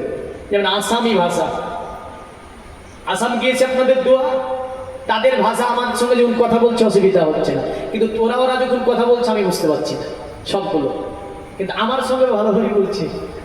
আমি যে ভাষায় বলছি ওই ভাষাতেই বলছি। ওয়াজ সুন্দর বুঝছে, এই ভাষাতে আমি ওয়াজ করলাম, সুন্দর ওয়াজ বুঝলো, কিন্তু তাদের একটা চলতি ভাষা রয়েছে। তো যাই হোক, আদম নবী কত লক্ষ ভাষা জানতো বললাম? 6 লক্ষ। জোরে বলেন, কত লক্ষ ভাষা? 6 লক্ষ ভাষা। তাহলে বলেন, এত ভাষা আদম নবীকে আমার আল্লাহ শিখিয়েছিল কে? তাহলে বাংলা ভাষা তোর মধ্যে ছিল না? ছিল না? ইথিওপিয় ছিল না? ছিল না? হামারি ছিল না? ছিল না? সেমেটিক ছিল না? ছিল না? হ্যাঁ, এক কথায় পৃথিবীতে যত ভাষা, সব ভাষা আদম নবী জানতেন। তথাপিও আদম নবী যত ভাষা জানতো, অনেক ভাষা বিলুপ্ত হয়েছে। কি হয়েছে? অনেক ভাষা বিলুপ্তি হয়েছে, যা মানুষ ব্যবহার না করার কারণে সেই ভাষাগুলি মিটে গিয়েছে দুনিয়া থেকে। আসি আমি সংস্কৃতি ভাষাটা, যদি আমরা জ্যোতিষী মনীষী দ্বারা বেশি এ ব্যবহার দেখতে পাই। আবারও আমরা হিন্দুস্তানের কিছু জাতি বা গোষ্ঠীর মধ্যে একই রকম সংস্কৃতি ভাষার গোষ্ঠী এবং জাতিদের দেখা যায় না যাই, যেনারা হিন্দুস্তানের জমিনে বসবাস করত। অথবা আস্তে আস্তে হিন্দুস্তানের জমিনে বিভিন্ন মনীষী জ্যোতিষী আবির্ভাব ঘটেছে না ঘটেনি? ঘটেছে। যখন যাবার পরে আরবে পৌঁছে গেল, আরবে যাবার পরে তারা সংস্কৃতি ভাষায় কথা বলে, কিন্তু আরবের মানুষ তো সংস্কৃতি বুঝতে পারে না। আরবের মানুষেরা জিজ্ঞাসা করলো, কোথা থেকে তোমরা এসেছো? বণিকদের আপনার ভাষার সঙ্গে, যেনারা ব্যবসা বাণিজ্য করত, তাদের সঙ্গে আপনার লেনদেনের ভিত্তিতে। যদিও আরবের কিছু মানুষ ছিল যারা ভারতীয় হিন্দুস্তানি অনেক ভাষা আপনার বুঝতে পারতো, ব্যবসা সূত্রে তারা আসতো, আর এরাও ব্যবসা সূত্রে আরবে যেত, এরাও কিন্তু আরবের কিছু ভাষা বুঝতে পারত। এইভাবে তাদের সঙ্গে একই জায়গায় বসে একটি আপনার সামঞ্জস্য করা হলো। তারা বলেছিল, এ আরবের মানুষ, তোমাদের দেশে কি চাঁদ একটা সময় দ্বিখণ্ডিত হয়েছিল? তারা বলল, কেন, কি ঘটনা আছে? মানে এই ঘটনাটা জানার জন্য আমাদেরকে বাদশাহ, হিন্দুস্তানে বাদশাহ রাজা ভোজরাজ আমাদেরকে এখানে পাঠিয়েছে। তারা বললে, তোমরা হিন্দুস্তানের মানব? বলে হ্যাঁ, আমরা হিন্দুস্তান থেকে এসেছি। তারা বলল, বেশ কয়েক মাস হয়ে গেল আমাদের এখানে চাঁদ দ্বিখণ্ডিত করা হয়েছিল। বলে তাই নাকি? বলে হ্যাঁ। বলে তাই নাকি? বলে হ্যাঁ। বলে কেমন করে দ্বিখণ্ডিত হয়েছিল? তারা তারিখ বলে দিল, রাত্রিকাল বলে দিল। অথবা তারা বলল কি কারণ ছিল? বলল কারণটা ছিল আব্দুল্লাহ ছেলে মুহাম্মদ দুনিয়ার জমিনে কলেমা প্রচার করেছে। তিনি বলেছে, লা ইলাহা ইল্লাল্লাহ, আল্লাহ ছাড়া কোনো উপাস্য নাই, মুহাম্মাদুর রাসূলুল্লাহ, মুহাম্মদ হচ্ছে আল্লাহ পাকের রাসূল। জোরে বলেন সুবহানাল্লাহ। কারণ এই কথাটা একটাই কথার উপরে ভিত্তি করে মুহাম্মাদের উপরে অত্যাচার, অবিচার, অনাচার নেমে এসেছিল। পুরা আরব থেকে নিয়ে চতুর্দিকে আল্লাহ নবীর দুশমন চলে গিয়েছিল। কথাটা কি ছিল? কথাটা অন্য কিছু ছিল না। মুহাম্মদ যে কথা বলেছিলেন না যে আমাকে নেতৃত্ব ছেড়ে দাও, আমাকে রাজত্ব ছেড়ে দাও, আমাদের আমাদেরকে তোমার মালিকানা ছেড়ে দাও। আল্লাহ নবী এ কথা বলেন নাই, নবীজি বলেছিলেন হে আরবে মানুষেরা, তোমরা যে 365টি মাবুদের পূজা করো, আমাদের এই মাবুদের পূজা না করে এক আল্লাহকে পূজা করতে হবে, এক আল্লাহকে মানতে হবে, এক আল্লাহকে জানতে হবে। আল্লাহ যারা অন্য কারো উপাসনা করা যাবে না। জোরে বলেন সুবহানাল্লাহ। এটা শুধু কোরআন বলেছে তা নয়, হাদিস বলেছে তা নয়। যদি আপনি দেখতে যান সনাতন ধর্মের কিতাবের মধ্যে যে তাদের এতটা মাবুদ, তারা যে পূজা দেয়, যদি জিজ্ঞাসা করি দেখবেন হাতে করে আপনার নিয়ে যায়, আপনি জিজ্ঞাসা করবেন, বলবেন এ মা তুমি কোথায় যাবে? বলবে আমি পূজা দিতে যাব। বলে মা গো তুমি কেন পূজা দেবে? বলবে আমার ছেলের অসুখ ভালো হয় না, এই কারণে আমি মন্দিরে যাব, পূজা আমি দিয়ে দেব। আরেকজন মা আপনার চলে যাচ্ছে পূজা দিতে, আপনি তাকে জিজ্ঞাসা করবেন মা তুমি কোথায় যাবে? বলে মন্দিরে যাব। বলে কি করতে যাবে মা? বলে আমি পূজা দিতে যাব। কিসের জন্য পূজা দেবে? বলে এই কারণেই পূজা দেব, ব্যবসা বাণিজ্যে উন্নতি হচ্ছে না, এই কারণে আজকে পূজা দেব। এ মুসলমান আরেকজনকে জিজ্ঞাসা করবেন এ মা তুমি কোথায় যাবে? বলে আমি পূজা দিতে যাব। বলে কেন মা পূজা দিতে যাবে কেন? বলে আমার স্বামী অসুখগ্রস্ত হয়েছে, যাতে করে পূজা দিয়ে আমার স্বামী ভালো হয়ে যায়। পূজা গেল, উপাসনা করতে যায় এক একজন এক একটা জিনিসের স্বার্থ নিয়ে। কিন্তু একজন মুসলমানের ছেলে মসজিদে যখন টুপি মাথায় দিয়ে শুক্রবারের দিনে চলবে, আপনি তারে জিজ্ঞাসা করবেন কোথায় যাবে বাবু? বলবে মসজিদে যাব। কি করতে যাবে? বলে নামাজ পড়তে যাব। বলে কেন নামাজ পড়তে যাবে? বলে আল্লাহকে খুশি করার জন্য। কি বলবে? আল্লাহকে খুশি করার জন্য। তুমি মাথায় দিয়ে যায়, তাকে জিজ্ঞাসা করেন কোথায় যাবে? বলে মসজিদে যাব। বলে কি করতে যাবে? বলে নামাজ পড়তে যাব। বলে নামাজ কেন পড়বে? বলে আল্লাহকে খুশি করার জন্য। এমন করে আপনার একটাই টার্গেট, মুসলমানের স্রষ্টাকে খুশি করা, মাবুদকে খুশি করা। নামাজের জন্য কেউ পড়ে না যে আমার জমিনে ধানের অবস্থা ভালো নাই, ক্ষেত ভালো হচ্ছে না, নামাজ পড়তে যাই। বলে কেউ যাই গো? হ্যাঁ যাবে না? কেউ বলে যাবে না। আমার ছেলেটি অসুখগ্রস্ত হয়েছে, নামাজ পড়তে যাই যাতে অসুখ হতে নামাজ ভালো, তার অসুখ ভালো হয় না। আল্লাহকে খুশি করার জন্য নামাজ। কেউ একথা বলবে না যে আমি ওতে আমার ব্যবসা বাণিজ্য উন্নতি হচ্ছে না, নামাজ পড়তে যাই ব্যবসা বাণিজ্য উন্নতি করার জন্য। একথা কেউ বলবে না। মনে রাখেন সকলে একটাই টার্গেট হচ্ছে আমার আল্লাহকে খুশি করা। সুবহানাল্লাহ। আর একটু জোরে বলুন তো, নারায়ে তাকবীর, নারায়ে তাকবীর। মানে জোর খুব কম। হ্যাঁ, মোহাব্বত, ইশক, মোহাব্বত, প্রেম অন্তরে থাকা দরকার আছে। আছে না নাই? আছে। আল্লাহর নাম নিতে কোনো অনীহা নাই। আল্লাহর নাম নিতে গিয়ে কোনো অলস আজিব কিছুই আমাদের আছে নাই। আল্লাহর নাম আমরা জবান ছেড়ে খুশি মহব্বতে ভালোবাসাতে বলবো। তো যাই হোক, আমি ওই জায়গাটা ক্লিয়ার করার চেষ্টা করব। তারা গিয়ে বুঝে ফেললো, হ্যাঁ আসমানের চাঁদ দ্বিখণ্ডিত হয়েছিল। জোরে বলেন সুবহানাল্লাহ। আর এই দ্বিখণ্ডিত করার পিছনে কারণটাই ছিল দ্বীনে ইসলাম ফেলানো, একত্ববাদকে পৃথিবীতে কায়েম করে দেওয়া। জোরে বলবেন না? হ্যাঁ। আচ্ছা, আল্লাহ কটা গো?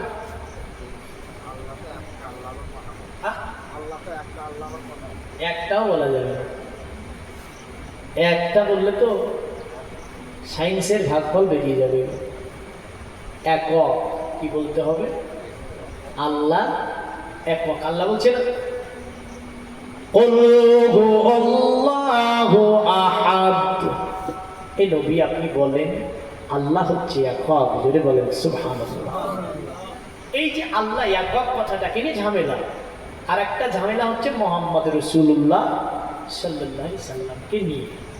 আচ্ছা, যদি আমি ইসলামের কিতাব ব্যতীত আল্লাহ কটা এটা দেখতে যাই, পাওয়া যাবে না? যাবে না? যাবে তো, অবশ্যই যাবে। হ্যাঁ, অবশ্যই পাওয়া যাবে। কোথায়? আমার আল্লাহ বললেন আল্লাহ একক, নবী বললেন লা ইলাহা ইলাহা ইল্লাল্লাহ, আল্লাহ ছাড়া কোনো উপাস্য মাবুদ নাই, এই কথাটাকে নিয়ে ঝামেলা। মুহাম্মদ আল্লাহর রাসূল, এটাকে নিয়ে তো ঝামেলা। চলো অথর্ব বেদের একটা মন্ত্র তোমাদেরকে শুনিয়ে দিয়ে যায়। অথর্ব বেদে আছে একং ব্রহ্ম দত্ত নাহি না দত্তি কিঞ্চং একং আত্তং না দ্বিতীয় না তৃতীয় চতুর্থ না পঞ্চত্তে না পঞ্চম না ষষ্ঠম সপ্তম না পঞ্চত্তে না অষ্টম না নবম দশম না পঞ্চত্তে চায়তং বিদমিক বিদং বেদ। আল্লাহ যিনি, তাকে দ্বিতীয় বলো না, আল্লাহর কাউকে সঙ্গে শরীক করো না, আল্লাহকে একক বলিয়া জানিতে হবে। আল্লাহ তিনি একক। অতঃপর বলল, বুঝতে যদি অসুবিধা হয়, তোমাদের মানতে যদি অসুবিধা হয়, না দ্বিতীয় না তৃতীয় চতুর্থ না পঞ্চত্তে না পঞ্চম না ষষ্ঠম সপ্তম না পঞ্চত্তে না অষ্টম না নবম দশম না পঞ্চত্তে চায়তং বিদমেক বৃতং বেদ। তার দ্বিতীয় তৃতীয় চতুর্থ পঞ্চম ষষ্ঠম সপ্তম অষ্টম নবম দশম কোনোটাই হয় না।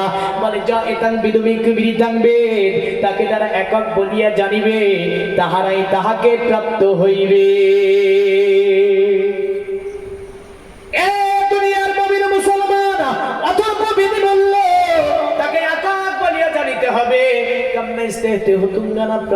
দেবতা প্রাকৃতা নেতা সভা, মানে কম্যস্তে হতুঙ্গানা 365 কি মাবুদ চলবে না, না চলবে? 365টা মাবুদ চলবে না। তাকে কয় বলে জানতে হবে? এক বলে তাকে জানতে হবে।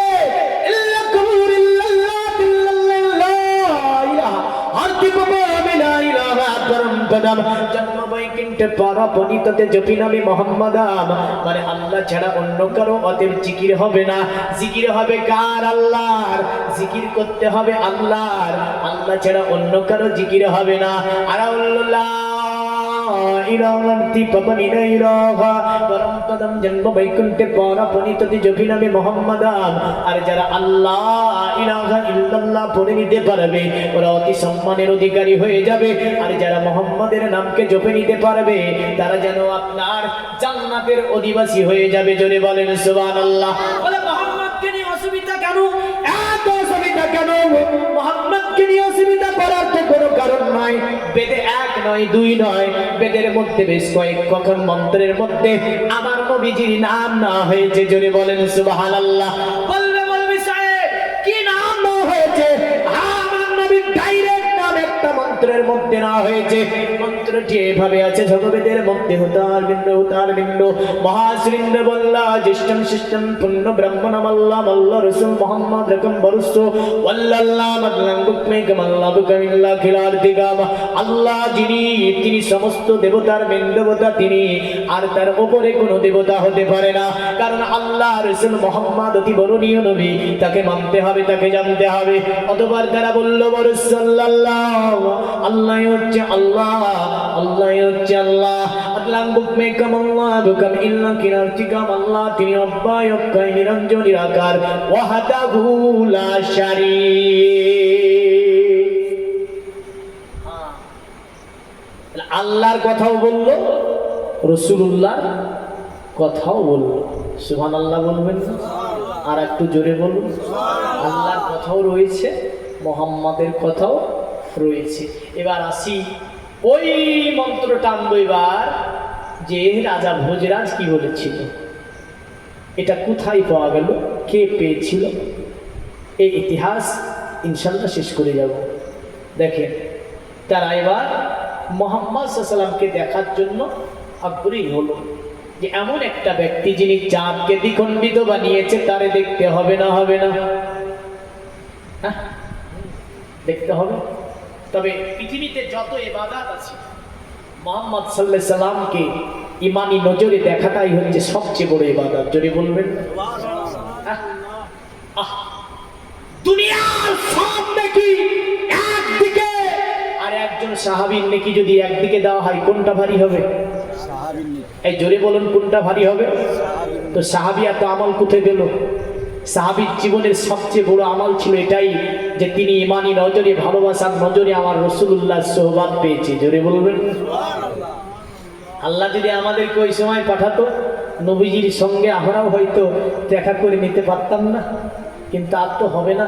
এখন আল্লাহর কাছে বলতে হবে, রসুলকে বলতে হবে, স্বপ্নের মাধ্যমে যেন নবী একদিনের মতো আমাদেরকে একটু দিদার দেয়। জোরে বলবেন। আরে জন্ম আমার নবীর যুগে হলে কেমন হতো, জোরে বলুন। জন্ম আমার নবীর যুগে হলে কেমন হতো, আরে তুই নয়নে রাসূল পাক দেখিলে কেমন হতো, জন্ম আমার নবীর যুগে হলে কেমন হতো। আসতো ভেসে হাজিরাতে বিলালের মধুর আজান, যে আজানে এত প্রেম মুগ্ধ রহমান, জোরে বলবেন না।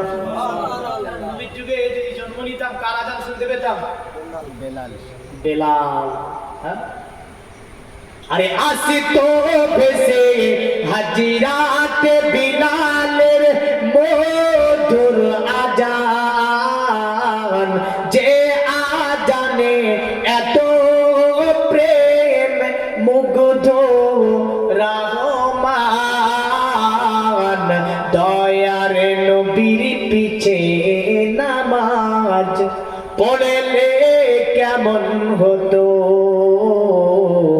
জন্ম আমার নবীর যুগে হলে কেমন হতো, জোরে বলো। থাকতাম কত আলোচনায় আমি আধম, সামনে রাসূল পাক তো পাশে সাহাবীগণ, আবু বকর ওমর ওসমান আলী সঙ্গী কেমন হতো, জোরে বলুন। আর একটু জোরে বলতে হবে, কারণ আমরা রাসূলুল্লাহ সাল্লাল্লাহু আলাইহি ওয়াসাল্লামের সময় জন্ম নিলে আমাদের সাথী আবু বকর ওসমান আলী হতো না, হতো না? আবু বকর ওমর ওসমান আলী সঙ্গী কেমন হতো, জন্ম আমার নবীর যুগে হলে কেমন হতো, আরে তুই নয়নে রাসূল পাক দেখিলে কেমন হতো, জন্ম আমার নবীর যুগে হলে কেমন হতো। আল্লাহুম্মা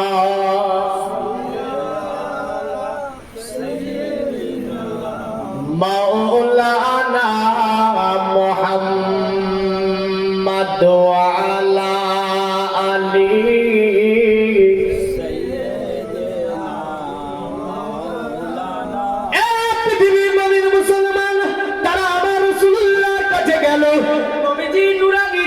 দেখে তারা মুগ্ধ হয়েছিল গো। মক্কা থেকে যারা যখন আল্লাহর নবীর দেশ থেকে তারা আপনার ফিরে আসলো, বাদশাকে খবরটা দিতে হবে। তারা আপনার নবীজির দেশ থেকে ফিরে আসলো, আল্লাহর নবীর কাছ থেকে ফিরে এসে যখন হিন্দুস্তানে বানিয়া জেলা বাদশা রাজা ভোজরাজের ঘরে পৌঁছালো, বাদশা আপনার তাকিয়েছিল, এই বাদশা তাকিয়েছিল যে আমি যে দূতগুলোকে পাঠিয়েছি ওই দূতগুলো আসার পরে আমাকে কি খবর দেবে। তারা যখন আপনার ফিরে আসলো কোথায়? হিন্দুস্তানে বানিয়া জেলাতে যখন ফিরে আসলো, মহান বাদশা ভোজরাজ বলল, ঘটনাটা কি সত্যতা যাচাই করেছো? তারা বলেছিল, এ রাজা ভোজরাজ, আমরা সত্যতা যাচাই করেছি। ওই ব্যক্তিকে দেখতে এত সুন্দর, আসমানের চাঁদের চেয়েও বেশি সুন্দর। তিনি আঙ্গুল দিয়ে ইশারা মেরেছিলেন, আর তিনার আঙ্গুলের ইশারায় আসমানের চাঁদ দুই ভাগ হয়েছিল। জোরে বলেন সুবহানাল্লাহ। বাদশা ভোজরাজ এবার কি বলছে দেখেন রাজা গুজরাট নমস্তে বিরিয়ানা পুরস্তান নিবাসীনে তিপ্রা রাসূলুল্লাহ সাহেব মায়া পুদার দিনে এতো সুন্দরে মিনুচ্চা জাজে সম্ভাবিত মামাদিতি জ্ঞাত সিদ্ধ সকা সম্ভাবিত প্রসেজম মহাদেবং পুরস্তান নিবাসী নমো গঙ্গাজলস্তু সমস্নপ্পো পঞ্চগব্য সম্ভবিতে চন্দনাদি বিরিভার্য। এই আপনার কথাটি লেখা আছে কোথায়? আমি যেগুলো বললাম ভবিষ্যৎ পুরাণের মধ্য থেকে একইভাবে এভাবে লেখা আছে বললেন। মন্ত্রটি অতি বড় মন্ত্র বললেন। রাজা ভোজরাজ তিনি আপনার মনে ছিল গো আরবের মরুভূমির প্রান্তরে আগমনকারী, বলুন তো আরবের মরুভূমি প্রান্তরে আগমনকারী বলে আল্লাহ নবীকে সম্বন্ধ করেছে, আমার নবীজিকে দিকে আপনার তিনি কথা বলেছে। এ মরিস্তাল নিবাসীনে, এ মরিস্তালের বাসিন্দা, এ মরিস্তানে আগমনকারী ব্যক্তি, আমি বাদশাহ ভোজরাজ মালিয়া জেলা অতি হিন্দুস্তানি বাদশাহ, আমি রাজা ভোজরাজ, আমি তোমার মজেজাকে দেখে ফেলেছি। আমি হিন্দুস্তান থেকে তোমার চন্দ্র দ্বিখণ্ডিত ঘটনা যেহেতু আমি দেখেছি, আমি যাচাই করেছি বাছাই করেছি, আমি রাজা বুঝতে পেরেছি পৃথিবীর জমিনে অতএব তুমি আল্লাহ পাকের প্রেরিত দূত, পৃথিবীতে আল্লাহ তোমাকে দূত করে পাঠিয়েছে। তাই আমি রাজা ভোজরাজ এই হিন্দুস্তান থেকে তোমার ওই দিন যেদিন তুমি প্রচারের জন্য আসমানের চাঁদকে দ্বিখণ্ডিত করে সত্যতার প্রমাণ দিয়েছো এ মুহাম্মদ, তাই তোমার কলেমা লা ইলাহা ইল্লাল্লাহ মুহাম্মাদুর রাসূলুল্লাহ পড়ে আমি রাজা ভোজরাজ আমি তোমার ওই দিনকে আমি রাজা কবুল করে নিলাম। জোরে বলেন সুবহানাল্লাহ। এ দুনিয়ার মুমিন মুসলমান, এই রাজা শুধু তাই বলেছিল না গো, তিনি বলেছিল আগমনকারী ব্যক্তি আমি তোমাকে প্রণাম জানাচ্ছি। যদি আপনি বলবেন প্রমাণ করা কি মুসলমানের মধ্যে রয়েছে, আরবের ভারতের সংস্কৃতি দেখেন আপনি, ভারতের সভ্যতা দেখেন আপনি, ভারতের পূর্বের ইতিহাস দেখেন আপনি, ভারতের ধর্ম দেখেন আপনি, প্রণাম করাই তাদের ধর্ম ছিল। তারা জানতো না ইসলামের কথাগুলি, তারা জানতো না ইসলামের আইনগুলি, তারা জানতো না ইসলামের চরিত্রগুলি। এমন করে তারা নবীর কথা শুনে রাজা ভোজরাজ তাই মাথা ঢাকা নিচু করে দুটি হাত কারবের দিকে করে বলছে নমস্তে বিরিজানাত। অতএব আখেরি নবী তোমাকে জানাই আমি প্রণাম, তোমাকে জানাই আমি সাধুবাদ। তিপ্রা রাসূলুল্লাহ সাহেব মায়া প্রবর্তিনে দয়া করে তুমি তোমার কদমের নিচে আমাকে একটু জায়গা দিও।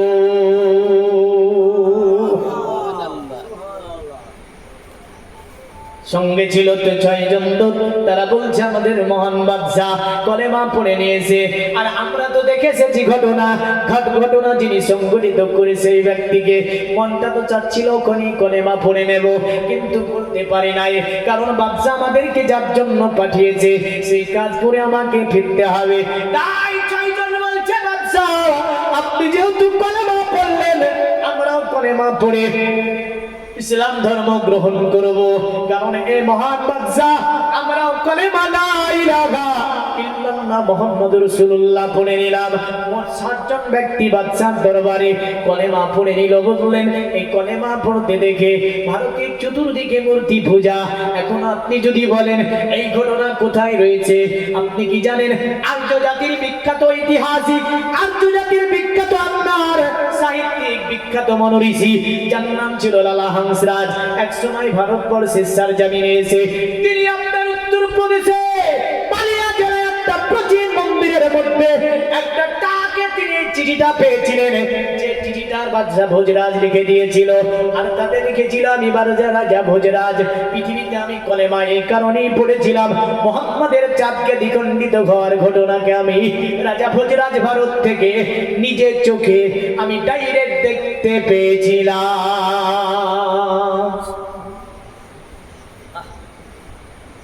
এবার অত্যাচার তুমুলভাবে অত্যাচার নেমে আসলো বাদশার উপরে। বাদশা আপনার অত্যাচারে চতুর্দিকে দুশ্মনে ভরে গেল। বাদশা ভাবলেন আমাকে মেরে দিতে পারে, তিনি ওখান থেকে পালায়ন করলেন গুজরাটের জমিনে। এই বাদশা গুজরাটের জমিনে এই বাদশার সমাধি এখনো রয়েছে। জোরে বলবেন না, গুজরাটে এই বাদশার সমাধি এখনো আছে। তিনি ছিলেন রাজা হুজরাত। তাহলে বলেন এই যে বাদশা কি বলেছিল আরো, তিনি বলেছিল শোন, দুনিয়াতে যিনি এমন একজন মানব হবে, তিনি শাসন করবে সমস্ত মক্কার চতুর্দিককে। জোরে বলেন, তিনি অন্য কেউ নয়, যদিও ভবিষ্য পুরাণে নামটাকে বিকৃতি করে বলেছে মুহাম্মদ। কি বলেছে? নাম কি আমার নবীর? মুহাম্মদ। আল্লাহ বলছে মুহাম্মাদুর রাসূলুল্লাহ।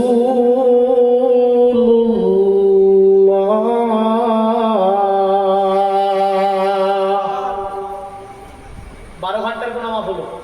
কয় ঘন্টা? এই মহব্বত এই কারণেই বললাম, মনে হচ্ছিল পড়তে গিয়ে। কয় ঘন্টার গুনাহ মাফ হলো? 12 ঘন্টার গুনাহ মাফ হয়ে যায়। আর যদি পুরোটা পড়ে লা ইলাহা ইল্লাল্লাহু মুহাম্মাদুর রাসূলুল্লাহ, 24 ঘন্টার গুনাহ সাগীরা মাফ হয়ে যায়। জোরে বলবেন না? কয় ঘন্টা? 24 ঘন্টা। তাহলে মহব্বত, ভালোবাসা দিয়ে পড়তে হবে। তো নবীর নাম হচ্ছে মুহাম্মদ সাল্লাল্লাহু আলাইহি ওয়াসাল্লাম। আর তারা বলল মাহমাদ। কি বলল? মাহমাদ। তিনি হবেন মাহমাদ। একটু বিকৃতি করেছে সংস্কৃতি ভাষা, সেটা। তবে বিকৃতিপূর্ণ নামকে আমার আল্লাহ পছন্দ করে করে না। কিন্তু আমরা বিকৃতি করি না? হ্যাঁ, ভালোবেসে নাম রেখেছে আব্দুর রহমান। কি রেখেছে? এগুলো একটু বলে দিয়ে যায়। আর আপনি বলছেন এই রহমানিয়া, নাউজুবিল্লাহ বলেন। এই শব্দটা বলার জন্য আমি বললাম নাউজুবিল্লাহ। আপনি কি বলে ডাকেন?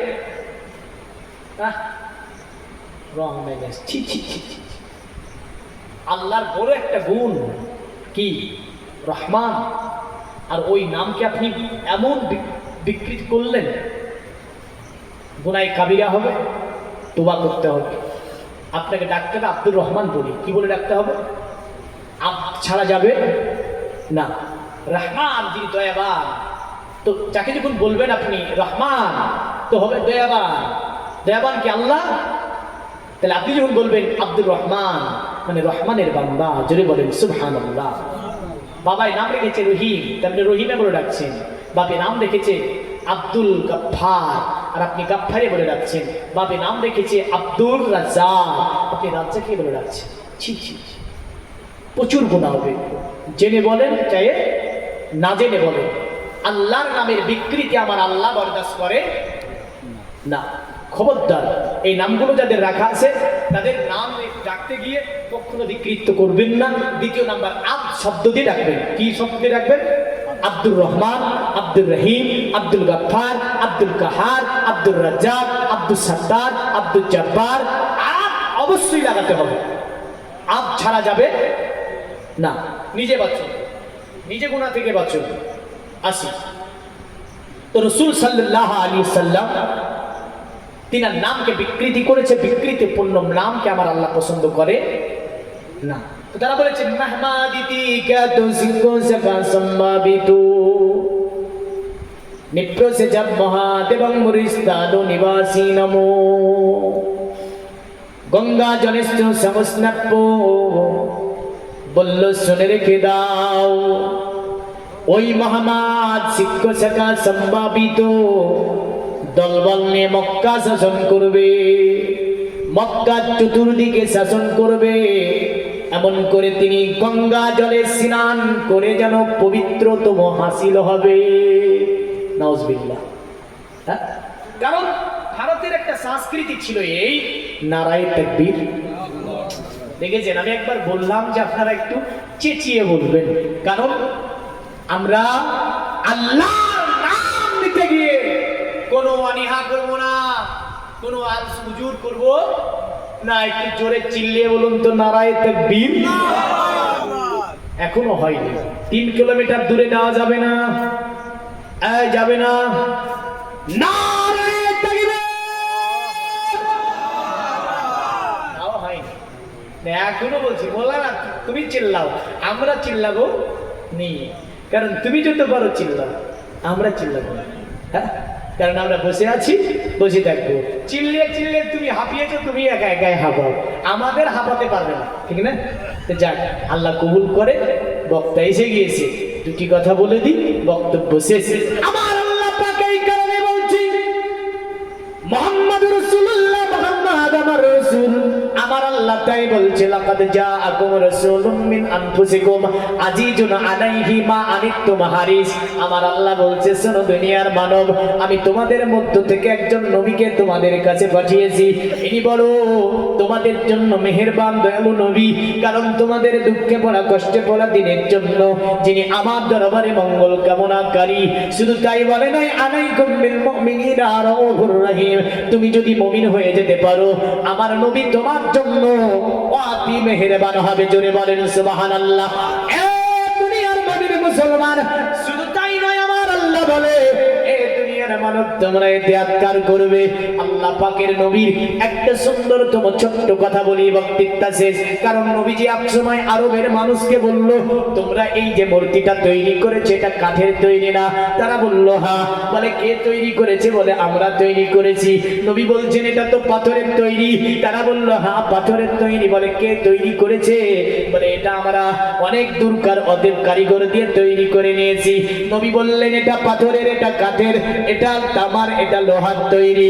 এমন করে তোমরা যে মূর্তিগুলো তৈরি করেছো, বলো তো এর সম্মুখে মাথা নত করে কি পাও তোমরা? কারে পেতে চাও, কারে ধরতে চাও, কারে মানতে চাও?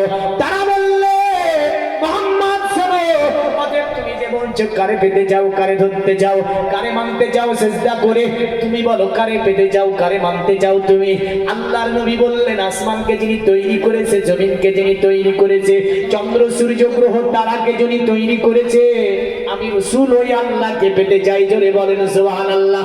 তারা ঘুরে বলল, মুহাম্মদ তুমি যে আল্লাহকে পেতে চাও, মূর্তির মধ্য দিয়ে আমরা ওই আল্লাহকে পেতে চাই।